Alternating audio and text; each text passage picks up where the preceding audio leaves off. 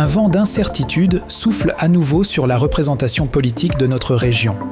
Le 22 avril dernier, la Cour suprême du Canada a refusé d'entendre l'appel du Québec concernant la suspension de la refonte de la carte électorale. Pour le regroupement des MRC de la Gaspésie, cette décision est reçue avec une vive déception, car elle fragilise l'avenir de nos deux comtés à l'Assemblée nationale. Comment protéger notre voix et assurer l'accès des citoyens à leurs élus malgré les pressions démographiques? Nous en discutons aujourd'hui avec le président du regroupement des MRC de la Gaspésie, également maire et préfet de la MRC Avignon, Monsieur Mathieu Lapointe. Déjà, merci de prendre un peu de ton temps pour répondre à nos questions. J'ai vu donc que, suite effectivement à la décision de la Cour suprême du Canada d'entendre la demande d'appel, dans le fond, sur la refonte de la carte électorale, j'ai compris que le regroupement des MRC se dit déçu. Est-ce que ce refus marque comme définitivement la fin d'une bataille juridique pour sauver les circonscriptions, ou est-ce qu'il y a des étapes qui peuvent se faire suite à ça? Je vous dirais que du côté juridique, définitivement, c'est la fin de cette bataille-là. Et nous, on se doutait que la voie juridique n'était pas la bonne pour arriver à nos fins. C'est-à-dire, nous, ce qu'on souhaite ultimement comme élus municipaux, c'est qu'il y ait 2 circonscriptions dans la Gaspésie, qu'on maintienne ces circonscriptions-là.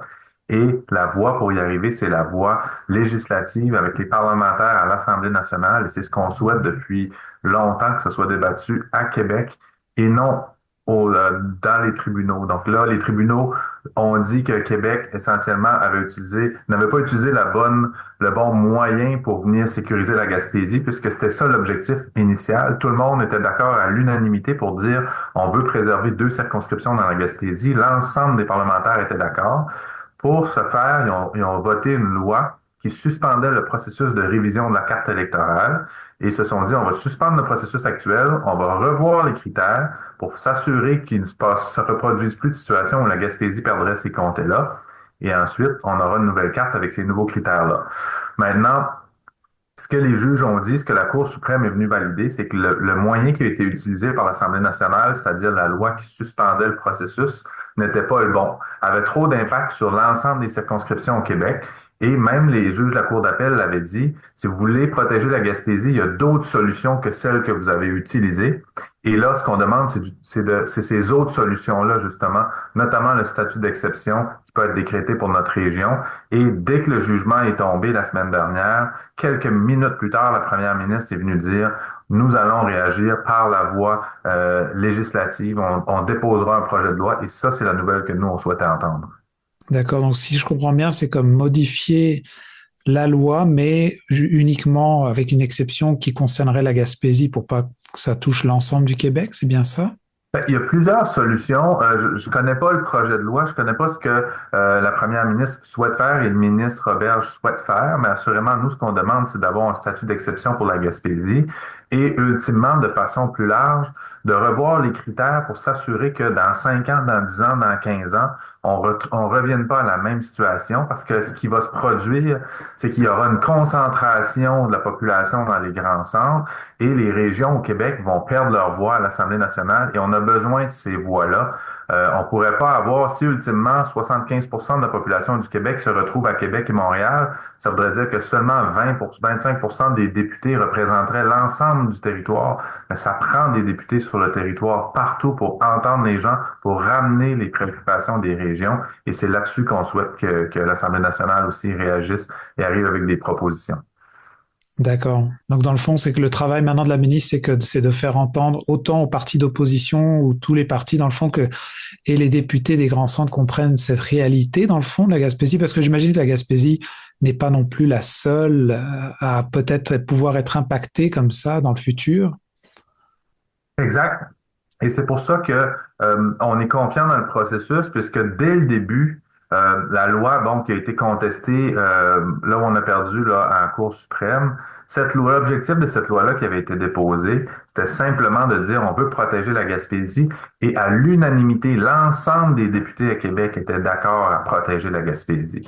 Maintenant, il faut trouver le meilleur moyen, c'est à eux de trouver le meilleur moyen pour s'assurer qu'on a une représentativité, qu'on ait 2 comtés qui soient représentés, qui représentent la Gaspésie.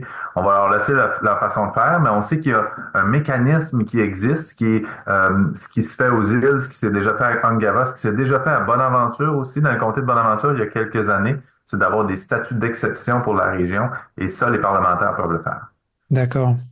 Puis donc, pour terminer sur ce sujet, je sais qu'on s'en va vers des élections cette année et je me demandais si est-ce qu'il y a besoin de bouger rapidement maintenant? Est-ce que c'est avec ce qui pourrait se passer cet automne, ça peut avoir un impact avec cette demande-là concrètement? Assurément, il est minuit moins une. C'est pour ça que j'étais content de voir la première ministre dès que le juge en chef de la Cour suprême a signifié leur décision. La première ministre a réagi en disant on va déposer un projet de loi et on va le déposer rapidement et c'est ce qu'on souhaite soit fait puisqu'on veut que ça soit en vigueur pour la prochaine élection qui est en octobre. Sinon, la Gaspésie va perdre un comté. Même on le voit présentement, les partis politiques hésitent encore à présenter des candidats puisque les candidats connaissent pas encore le territoire qui sera les prochaines circonscriptions. Donc, il y a un enjeu. Ça prend un signal rapidement. Il faut agir dès la semaine prochaine. D'accord. Est-ce que le regroupement maintenant des MRC de la Gaspésie a des actions à faire ou maintenant c'est dans les mains de la ministre et on n'a plus qu'à attendre? Ben, je vous dirais qu'effectivement, nous, on a signifié au ministre Roberge qu'on souhaitait qu'il agisse. On suit ça de très près, évidemment. Le présentement, la balle est vraiment dans le camp des parlementaires et on le sait qu'ils travaillent sur un projet de loi. Donc, on va attendre de voir le dépôt du projet de loi, mais l'objectif de ce projet de loi à la base, c'est vraiment de venir sécuriser les 2 comtés à Gaspésie. Donc, on est confiant pour la suite des choses. Le signal politique à Québec est fort et est clair. On s'attend maintenant à ce que ce soit positif dès la semaine prochaine. Merci beaucoup, Mathieu Lapointe, pour votre temps. C'est un grand plaisir.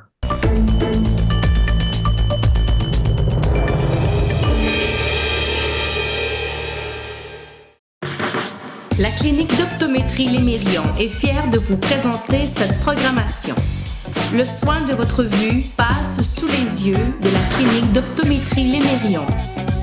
Avec un vaste choix de montures pour le style, le confort, les marques.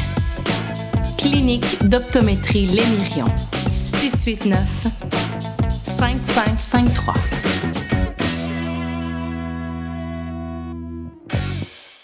Automobile Mauger Ford de Grande-Rivière, la force d'une équipe. Nous avons à cœur de vous servir avec passion et surtout de satisfaire vos attentes en tout temps. Notre équipe compétente d'expérience ne désire qu'une seule chose, la satisfaction de sa clientèle. Pour l'ensemble de vos besoins pour votre véhicule, pour l'achat d'un véhicule neuf ou d'occasion, venez rencontrer l'équipe Mauger Ford. Notre force, notre équipe, nos employés.